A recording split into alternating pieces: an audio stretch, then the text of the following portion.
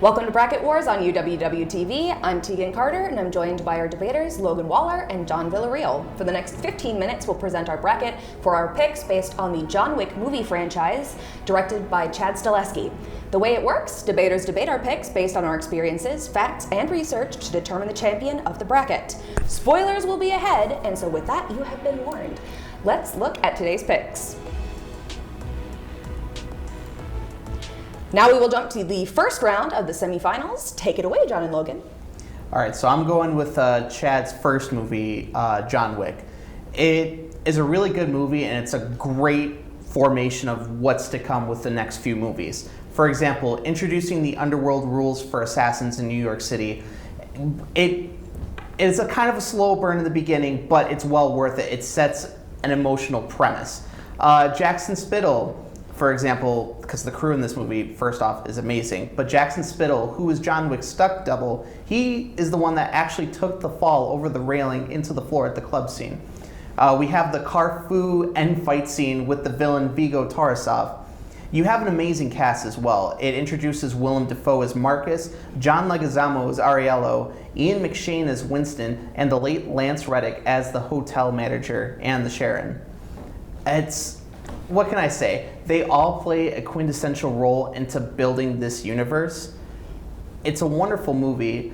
Everyone who was a part of it, cast and crew, just made this movie so good. And the greatest thing about this movie, well, I'm going to hold it for the debate. I will hold it for the debate because it's a big one. All right, I'm going to be going with Chapter 2.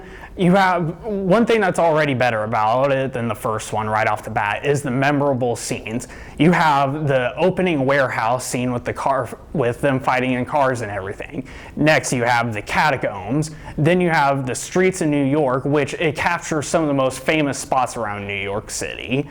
And then after that, you even have the Mirror Room, which pays homage to Bruce Lee's Enter the Dragon. So you have all these different scenes that come together, and they're just a lot more memorable than the first one is. A lot of the scenes just blend together.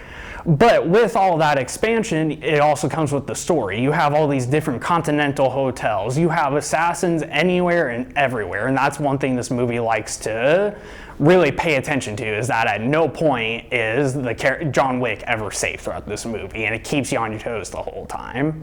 So, toes, cool, got it. But do you have a comeback to that?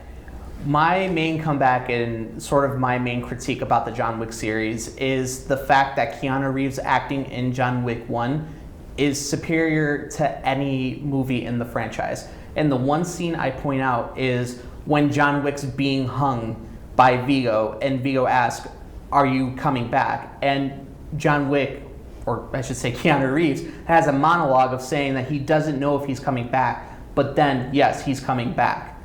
Keanu Reeves acting alone in this, and the fact that they gave him the chance to do it, which in the later John Wick movies, it's kind of a fun thing fans point out where it's like, all right, how many words is he going to say in this movie?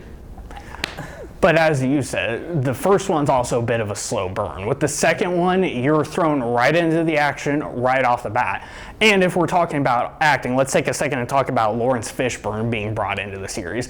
I don't know anybody that didn't geek out a little watching Keanu Reeves, Neo, and Morpheus essentially be brought back together.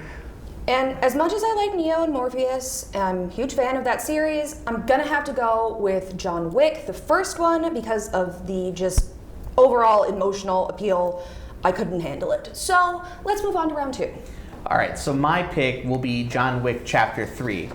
This movie really pins John Wick against everyone. At this point, John Wick already basically was ostracized by breaking rules in the second one, so everyone is out to get John Wick. And the amazing scenes that were brought up in this movie. For example, the bike scene is a reference to the movie The Villainous by Jean Byung-gil. It was used with practical shots mixed with green screen to choreograph the fight. The movie itself really shows how much Keanu Reeves had to train for the most out of any John Wick. And, training, cool, but, we have to hear what Logan has to say. All right, now, I'm going with Chapter 4 for my pick. Now, I will say right off the bat, Chapter 4 has a little bit of an unfair advantage. It had over $100 million for their production budget, which is significantly more than what the other movies had. But they make use of this by going to sets like the Arc de Triomphe for an intense car scene where Keanu Reeves even learned how to shoot a gun while doing a 180 in reverse. Scenes like that are scattered throughout the movie, but they also capture other places in it with their budget, like the Japanese Continental and doing this giant over-the-top fight. Not to mention the fight at the Arc de Triomphe. You have, or the stair scene at the very end. But it also introduces characters like, or cast members like Clancy Brown and Bill Skarsgård, who is easily one of the best villains in the franchise. And villains, I have to admit, very good, but we need to hear some comebacks on this, John. So the whole beginning arc of the High Table and just everything about it was really played well. And you can even point out how severe their damages to John Wick by that whole ending scene with the third one, where the High Table, I think I said high ground, that's Star Wars, but the High Table goes in and tries to get John Wick and also tries to get the late Lance Reddick's character as well as Winston. And they go through waves upon waves of people ready to fight. We also got to talk about Halle Berry because she wasn't really brought up, but she broke 3 ribs. Now, I don't know how many ribs were broken in John Wick 4, but 3 is enough in just any movie in general. Yeah, but with Chapter 4, not to mention the cast it already has on it, don't get me wrong, Halle Berry is great, but the cast of 4 just goes even better. They feel a lot, like their characters feel a lot more immersed in it. But the High Table, essentially in this one, like you could end the series right here, right now, and everybody would be happy with it. There's no debate about it. And he's right. There's no debate about it. The winner for this one has got to be John Wick Chapter 4. So with that, we've got the championship bracket coming up on Bracket Wars on UWW-TV. We'll be right back.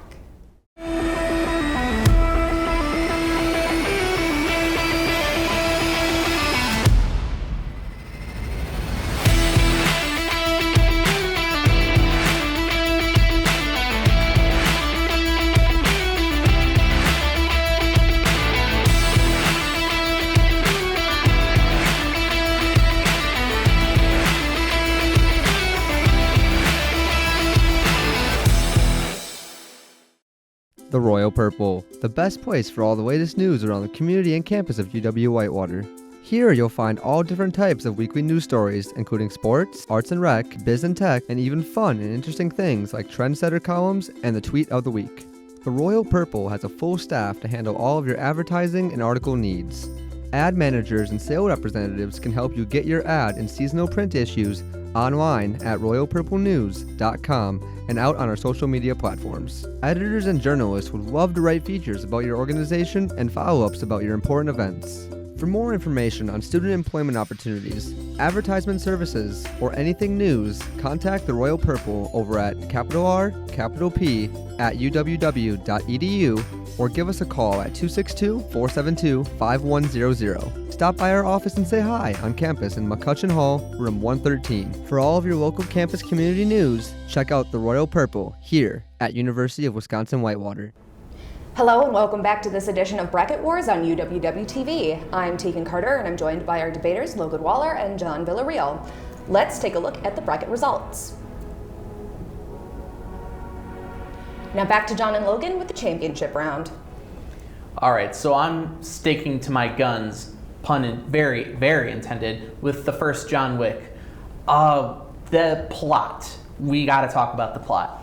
Not only do you have like the power of love for his wife Helen, dogs and Mustangs.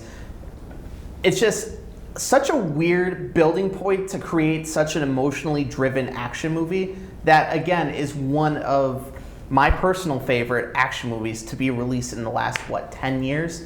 The long action shots of martial arts was just amazing. I mean, those are all great things and all, but what about Chapter 4, where it's a lot more polished? You have all these same scenes. Like, you even have the club scene in Chapter 4 and Chapter 1. Chapter 4 blows it out of the water. Now, I know that's not fair with a $100 million budget, but things aren't always fair, right? Yeah, but you also have to say, just in general, John Wick 1 has such a simplistic story to it, but having that simplistic story, it builds so much. So, in a way, I mean, yes, it builds, but you also got to look at the final project, which you could call 4, which is that polished diamond that they were shooting for, and that's what they got. Compared to 1, there's just so much more. You have story, the action, characters, different places around the world. John Wick 1 is just based out of kind of the dirty parts of New York.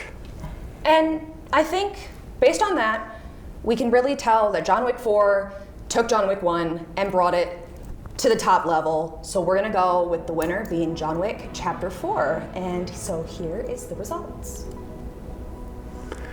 Now, with Chapter 4, it's, like I said earlier, it's the final product that they've been building on since 1. You have characters, the universe, even this mysterious cult-like high table.